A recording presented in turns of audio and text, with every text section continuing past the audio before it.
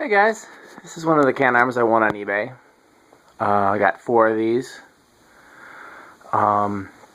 Wasn't really sure if I was interested in them, so they were definitely, well, let's put it this way, they were priced well for if you needed a good quality commercial fan, but for a collector buying them, on the cheap, they were priced very high. So I made the seller a lowball offer, thinking no way in the world it would be accepted, but that was cool because I wasn't crazy for them, and to my surprise they accepted, so I was overjoyed because these are, on my list of things I always kind of wanted, just not that important to me to try to seek out. And we had a few problems working out the shipping, but ended up getting a better deal on the shipping than I originally anticipated, so I was very happy and I was excited to receive them today. As you may have seen from my other videos, I hung up the first one and it made what I thought was a bearing noise, and I was trying to fix it, and I have not been able to fix it. I'm wondering if it's not in fact a bearing noise, but some other problem like a chip of aluminum or iron or some paint even that's stuck in there in a place that's rubbing and making noise. I don't know. I've tried every trick in the book that I know of if it's a bearing problem, and none of them have made any progress. So the only thing I haven't tried, short of actually opening up the motor, is blowing out the motor with compressed air. My air compressor actually threw a belt today, so I've got no end of problems today, and I didn't really feel like working on the air compressor when I wanted to be making fan videos. As soon as I get the time to work on the air compressor, I'll do that, and then I'll try blowing the motor out with compressed air, and if that doesn't work, I'm going to have to open it, which is too bad because these are cast aluminum motors that are press fit together. There's no way to open them without at least partially destroying them. Only other thing I can do is, like I said, after I've tried all my tricks, I can just let it run for, hours and see if that gets rid of it. I let it run for a while, but not hours, minutes, So, may end up doing that as well. That's where we're at with that now. So we got the second motor out. I guess I'll have to take all 4 of them out of the box and test them all just to confirm that they're all, no more are defective. This is the second one. Let's turn the amp meter on. We got it with the amp meter. They're rated at 0.78 amps. We'll see how close they come to that. Amp meter. 4-speed control. Cool fan. Let's go. So let's start with it on low. These are aluminum blades. This is an all aluminum fan, cast aluminum motor, aluminum blades. I'm sure the canopies and down rods are probably steel. I haven't checked them, but in terms of the parts that matter. I absolutely swear that these are made by the same factory that made Evergo, because there's just too many similarities in the way that they're constructed. I've expressed that theory before, and I have my detractors, and that's fine.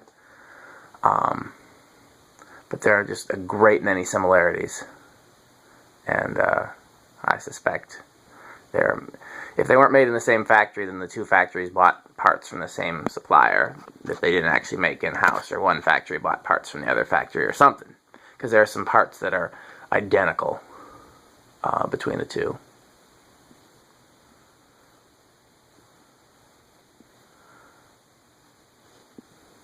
Oh, I forgot to tell you, we're drawing, drop the control. We're drawing 0.25 amps, a quarter of an amp. Can you see it there? The cord was in the way. They only came with this one down rod length too, which is interesting. I'm not accustomed to commercial fans coming only with a long down rod. Either they come with a long and a short, or just a short. Medium low, we're drawing 0.52 amps. So we're moving up the amperage ladder very quickly. These blades are very resonant. They're more resonant than gold line blades. Could be from the line design in them. I don't know if that's just a trademark or what that's for. Getting a good breeze from it though, even on medium low. So let's go up to medium high. I have to remember not to stand up underneath it. It's quite low. We're drawing 0.69 amps here at medium high. Take a look over there. Okay, we're down to 0.68 now. 0.67. When I first hung it, I thought these were steel blades because they seem very heavy to me. But I checked them with the magnet and they're not magnetic. We're down to 0.65, and let's turn it up to high. High, we're up to 0.70. So we're well under the, excuse me, we're well under the 0.78 that it's rated for. Oh, we're down to 0.68. I'll be interested to drop. You know what I'm going to do? I'm going to do that right now. For 0.67, I'm going to drop it to medium low and see where it drops to. 0.61. Okay, so there is a difference. Excuse me, not medium low, medium high. There is a difference between high and medium high. With the Dayton Lascos we found there wasn't. So, decent little breeze underneath it, but you don't expect a strong breeze underneath a curved blade fan. The air is supposed to go outward. So I typically measure from over here.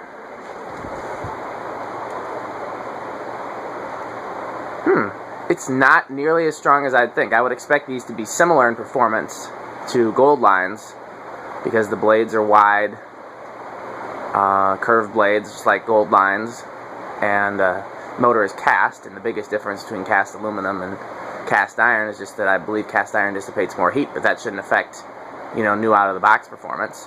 But I'm not getting a gust of wind here. I'm just getting kind of a gentle breeze, so that's interesting. Before I forget to mention it, kind of the coolest instruction manual I've ever seen with a commercial fan. There's the box. It came with the oddest packing material. The packing material was put in around the fan. There was no way to unpack the fan without destroying the packing material. It's the first I've encountered that as well. Okay, powering off.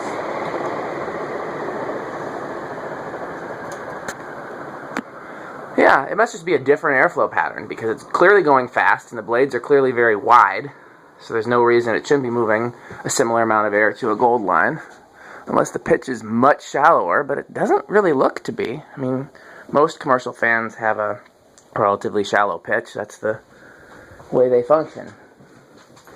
I think the coolest thing about these is the logo on the side. I love that Canarm PleasantAire logo on the side.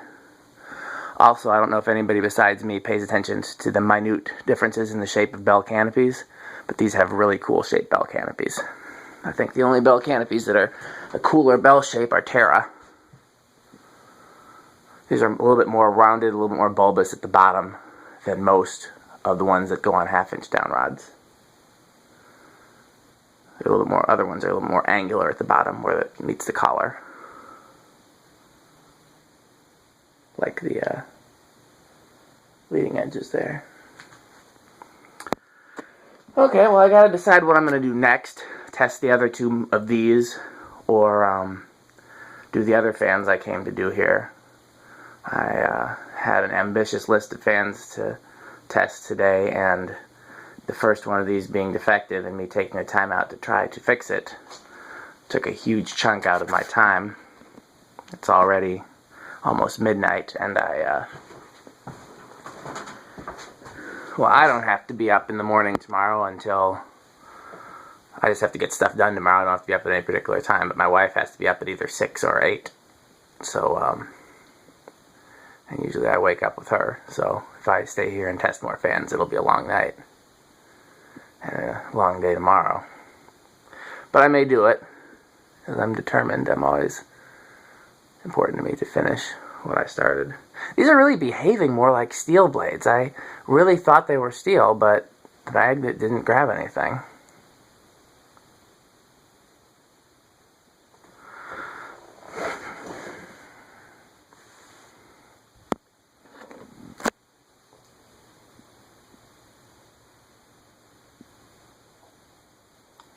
In some of the videos I turn off the other two fans over there. Today I didn't. I don't know why. I made a conscious choice not to, but I don't really know what my thinking was. I only might point that out now because I can actually hear them. Not so much the Emerson, but I can hear the Enviro fan over there. It has a little bit of bearing noise, not like problematic bearing noise, just the bearings are not silent. And it also makes a little bit of air moving noise.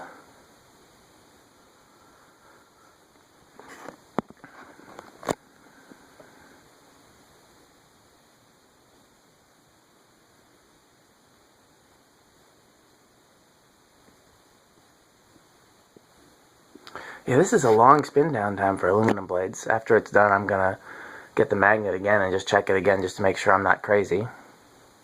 Because stranger things have happened. The boxes on these are pretty tore up. The seller that sent them inside larger boxes, and they packed it with some foam around them, and they did a really good job. And I was very pleased at how they were packed and how they arrived. But I don't know if I'm even going to be able to store them in the original boxes because the bottoms are missing on some, and I don't know. I got to figure that out. It'll be an interesting process.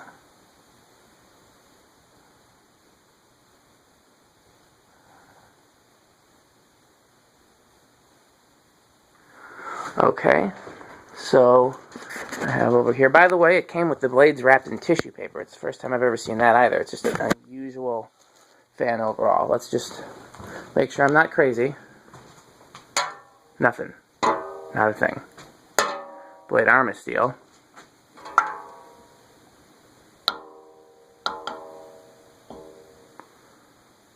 Not much there. Yeah, canopies. Come on, the canopies clearly are steel.